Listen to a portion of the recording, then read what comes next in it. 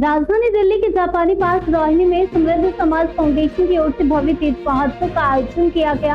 कार्यक्रम में बड़ी संख्या में लोगों ने उत्साहपूर्वक हिस्सा लिया और पारंपरिक संस्कृति एवं लोक रंगों का आनंद लिया।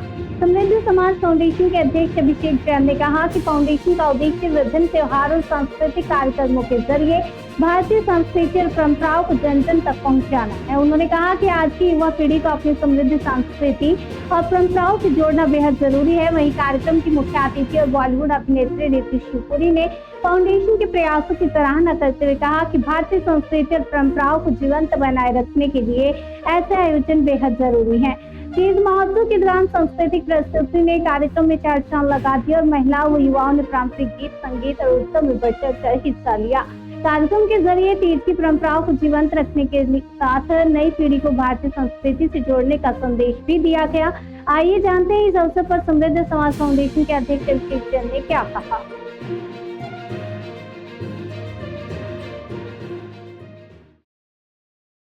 स्वागत है आपका जनसेतु राष्ट्रीय न्यूज नेटवर्क पर। मैं हूं हरिंदर कौशल। अभी हम मौजूद है सांवरिया टेंट जापानीज पार्क के बीच में। यहाँ पर समृद्ध समाज फाउंडेशन के द्वारा तीज का एक बहुत बड़ा उत्सव मनाया जा रहा है। कल हमने आपको दिखाया था कि यहाँ पर जो एशिया में सबसे बड़ी जो जन्माष्टमी का अगर कहीं पर उत्सव होता है तो वो जापानीज पार्क के बीच में होता है, जो कि समृद्ध समाज फाउंडेशन के अध्यक्ष अभिषेक जैन जी के द्वारा ही यहाँ पर संपन्न करवाया जाता है। आज भी इन्होंने एक बड़ा कार्यक्रम रखा है, क्योंकि बहुत जरूरी है कि हम जो तीज है इसके बारे में लोगों को बताएं, अपनी संस्कृति है इसको आगे लेके जाएं। जैसे कि जो तीज क्यों मनाई जाती है, पहले मैं थोड़ा सा आपको इसके बारे में बता दूं कि तीज जो है शिव और पार्वती का जो है उसके लिए मनाई जाती है। कि कहते हैं कि पार्वती ने एक कठोर तपस्या की थी शिव को प्राप्त करने के लिए पति के रूप में, तो इसलिए जो तीज का त्योहार रखा जाता है। मैम आज आप यहाँ पे आई, आपको कैसा लग रहा है और आपका जो तीज का त्योहार है इसके बारे में क्या आपका विचार है और क्या कहेंगे? हमारी संस्कृति में तो औरतें हमेशा अपने पतियों के लिए, अपने आदमियों के लिए व्रत रखती आई हैं, तपस्या करती आई हैं, मेहनत करती आई हैं, अपने फैमिली बनाती है, घर छोड़ के दूसरे घर जाती हैं तो उनके लिए उनका हस्बैंड पूरा उनका फैमिली बन जाते हैं, तो वो बहुत जरूरी है। और हमारी जो नई पीढ़ी है उनको ये सब जानना हमारी संस्कृति के बारे में, हमारे सोच विचार जो है, ताकि वो लोग आगे जाके इम्बाइब कर सके, उससे कुछ ले सके, सीख ले सके। एंड कृष्ण भगवान की तो क्या बात करनी, बहुत बढ़िया फेस्टिवल होता है। और दिल्ली जैसे शहर में रहना और इनके साथ ये लोगों ने समृद्ध फाउंडेशन ने मुझे इतने प्यार से इज्जत से बुलाया है, तो बहुत खुश हूँ यहाँ आके। इतना प्यारा सजावट, इतने प्यारे लोग एंड बहुत ही खूबसूरती से और ग्रैंडियर से मना रहे हैं। So I am very delighted to be here. Ritu ji, अगर मैं कहूँ कि जो अगर भगवान श्री कृष्ण की अगर जीवन से आपको कोई सीख लेनी हो तो आप क्या लेंगे? भगवान कृष्ण से तो मैं क्या सीख ले सकती हूँ, वो लड़के बोल पाएंगे आपको। बट देखिए हमारे सब भगवान जो हैं उनसे हमेशा कुछ ना कुछ सीखने को तो मिलता ही है। सबने अपने फैमिलीज के लिए और अपने आसपास के लोगों के लिए हमेशा उनका ध्यान रखा है। आई थिंक वो एक भावना मिट गई है लोगों में, सब आजकल सेल्फिश हो गए, अपना ध्यान रखते हैं। तो आई थिंक जितना आप अपने दोस्तों, परिवार, हर जने का ध्यान रखें, मिलजुल के रहें, आपकी स्ट्रेंथ और आपकी स्ट्रेंथ बढ़ती है और लाइफ बेटर होती है। So yes. रितु जी, मैं चाहूंगा कि जैसे जो हमारी युवा पीढ़ी है आजकल हम कहें तो ज्यादा सोशल मीडिया के ऊपर लगी हुई है, उसके ऊपर लगी रहती है। जैसे कि हमारी ये परंपरा है, जैसे तीज का त्योहार है, श्री कृष्ण जन्माष्टमी है, अगर हम जान देखें तो आज बहुत सारे हमारे बच्चे ऐसे हैं जिनको गीता के बारे में पता ही नहीं है, तो उनको क्या आप सीख देना चाहेंगे, क्या संदेश देंगे ताकि वो?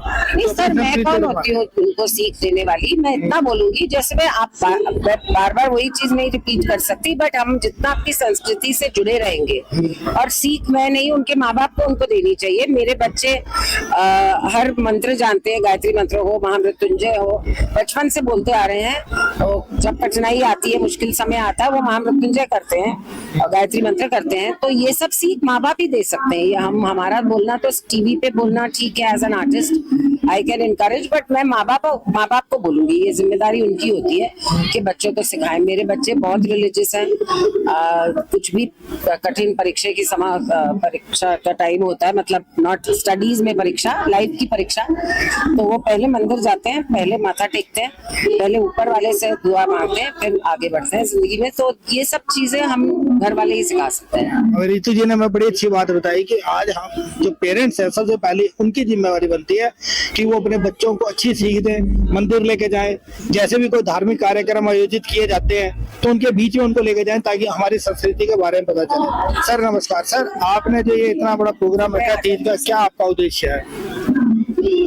इसका उद्देश्य हमारा यही है कि हम ज्यादा से ज्यादा बच्चों में संस्कार डाल सके, बच्चों को त्योहारों के बारे में, तीज क्या है, जन्माष्टमी क्या है, रामलीला क्या है, कृष्ण भगवान कौन है, राम भगवान कौन है, इसके बारे में बच्चों को बता सके। और ये हम माँ बाप, समाज और बड़े बुजुर्ग, टीचर, अध्यापक, हम सब मिलके बच्चों में संस्कार डालेंगे तो संस्कार है।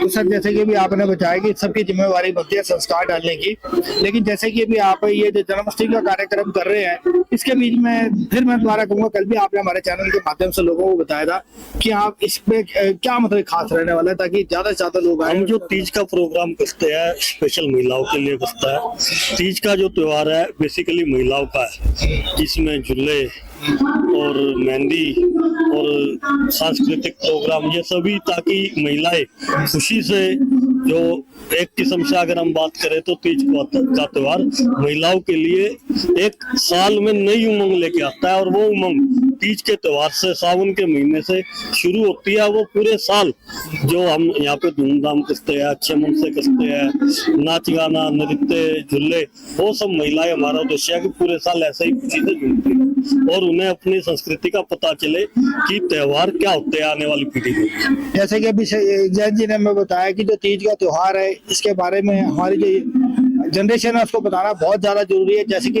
ये झूले का जो त्योहार है ये लुप्त होता जा रहा था, कहीं पर भी हम पूरी दिल्ली के बीच में नहीं देखते थे कि कहीं पर झूले जा रहे हैं या तीज का त्योहार जैसे मनाया जाता था मनाया जा रहा है।